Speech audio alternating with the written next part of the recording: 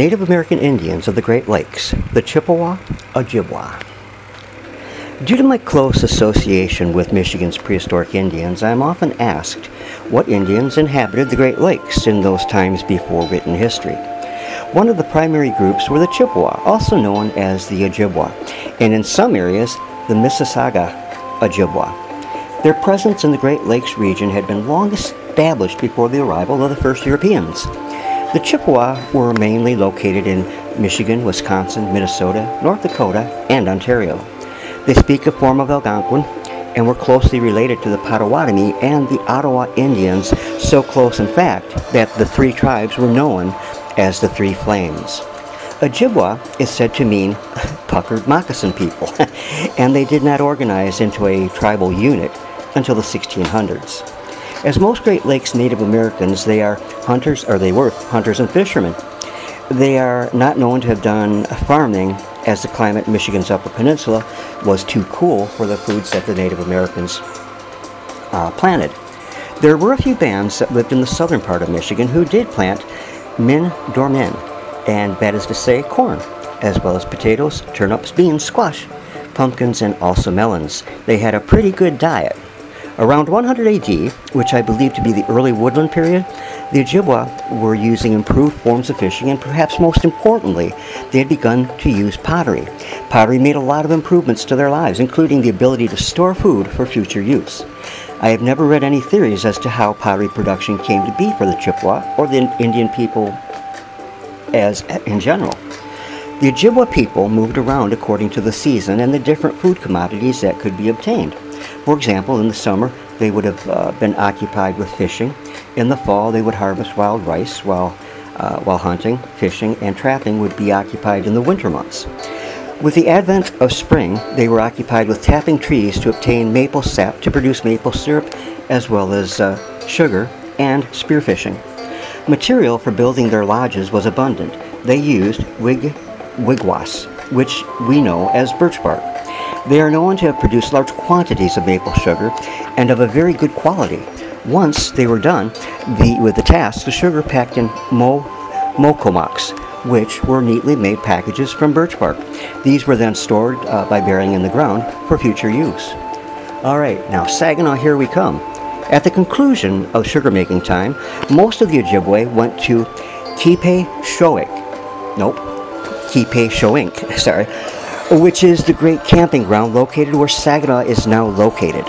At the great camping ground, they held a jubilee lasting 1 to 2 weeks, and during that festive time, they were occupied with dancing, games, and feats of strength, and also many Indian feuds ended in blood spilled on the great camping ground in Saginaw.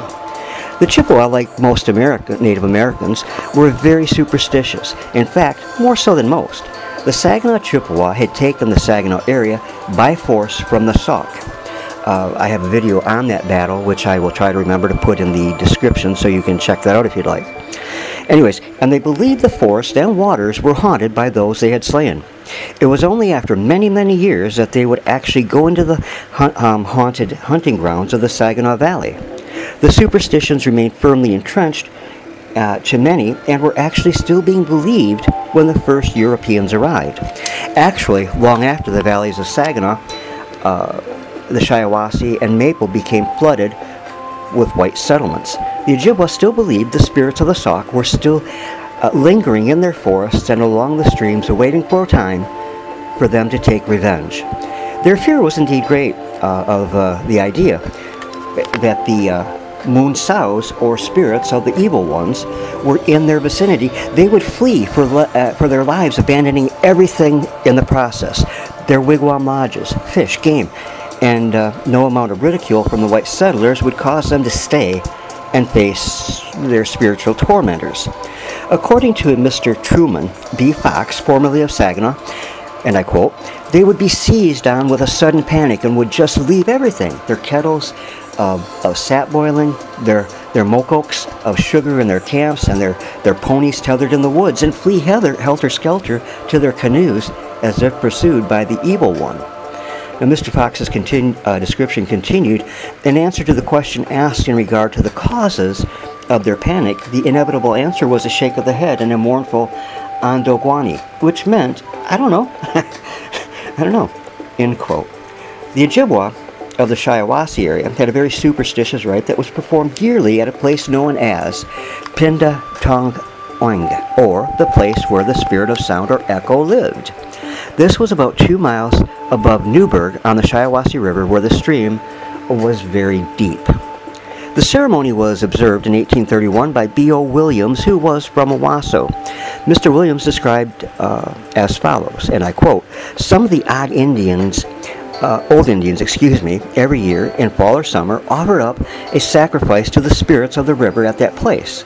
They dressed up a puppy or a dog in fantastic manner by decorating it with various colored ribbons, scarlet cloth, beads of wampum that were tied around it, also a piece of tobacco, and vermilion paint around the neck, and had their own faces blackened, and after burning by the riverside, meat, corn, and tobacco, and sometimes whiskey offerings, with many muttered adjurations and addresses to the spirits, and waving of hands holding the pup, they would cast him into the river, and then appear to listen and watch in a mournful attitude its struggle as it was borne by the current down into a deep hole in the river at the place, the bottom of which at the time could not be discovered without a very careful inspection. I could never learn the origin of the legend that they then had, that the spirit had dived down into the earth through that deep hole, but they believed that by the propitiatory yearly offering, their luck in hunting and fishing on the river would be bettered and their health preserved." End quote.